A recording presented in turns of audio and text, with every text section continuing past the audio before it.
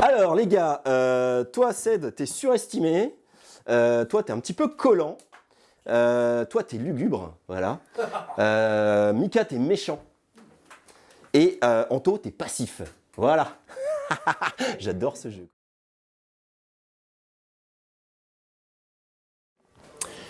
Salut, c'est Thomas et on est chez Matago pour vous parler de Platypus, notre jeu d'ambiance créé par Phil Walker Harding, illustré par Monsieur Dupont. C'est un jeu pour jouer de 3 à 8 joueurs pour des parties d'une demi-heure à peu près à partir de 8 ans. Et je vais vous l'expliquer tout de suite. Platypus est un jeu coopératif aux règles extrêmement simples au cours duquel les joueurs vont donc coopérer pour trouver 4 platypus parmi les 8 qui sont ici. C'est un jeu de chasse. En fait, à chaque tour de jeu, il y aura un chasseur ou deux selon le nombre de joueurs et les autres seront des guides. Les guides auront des cartes avec des adjectifs qualificatifs afin de donner la meilleure indication au chasseur pour trouver le platypus. Et le platypus pour les guides, il sera déterminé par un numéro. Ici, c'est le numéro 8.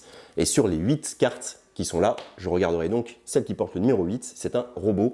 Maintenant, les guides vont devoir faire deviner robot au chasseur. Là où c'est rigolo, c'est que c'est un jeu où à chaque tour, un guide va poser une seule carte afin d'indiquer le platypus. Il va dire par exemple, mon platypus est mémorable, par exemple.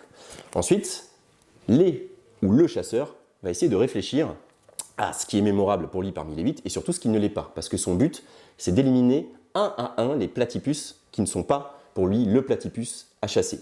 Il va donc éliminer une, voire 2 cartes. Et l'intérêt de faire 2 cartes, c'est parce qu'il y a une gestion de main de cartes aussi dans le jeu qui est un tout petit peu tactique. C'est que toute l'équipe n'a que chaque joueur 8 cartes en main afin de trouver les 4 platypus. Donc à un moment, si vous utilisez trop d'adjectifs qualificatifs intéressants, vous allez vous retrouver avec des adjectifs qualificatifs moins intéressants et vous retrouvez bloqué sur des chasses.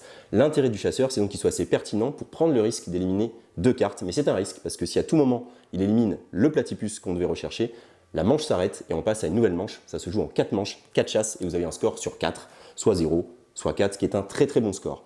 Là où c'est rigolo pour nous ce jeu, c'est qu'il amène beaucoup de discussions autour de la table sur les choses, justement, sur la perception qu'on a des choses. Et par exemple le robot, eh bien est-ce qu'un robot c'est dangereux ou est-ce qu'un robot c'est extraordinaire?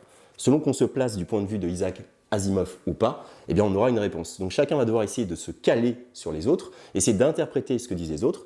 Il y a aussi un petit côté sympa, c'est que quand quelqu'un a des cartes qui ne lui semblent pas correspondre du tout à un platypus, eh bien il peut passer son tour, mais c'est un peu la patate chaude puisque le guide suivant est obligé de jouer une carte et si ça se trouve, il avait des cartes encore moins intéressantes que vous. Ça crée l'ambiance, ça crée la discussion, ça crée la mauvaise foi, c'est tout ce qu'on demande à ce genre de jeu. C'est facile à installer, c'est facile à jouer. Nous, on l'a fait jouer au Festival de Cannes et ça a été un succès phénoménal. Donc, on est très fiers de vous présenter ce platypus de Phil Walker Harding qui touche à tout, puisque c'est Monsieur Sushigo, c'est aussi Monsieur Fjord chez nous. Et on espère que vous aurez des bonnes crises de rire avec ce jeu. En tout cas, c'est tout ce qu'on souhaite. À bientôt.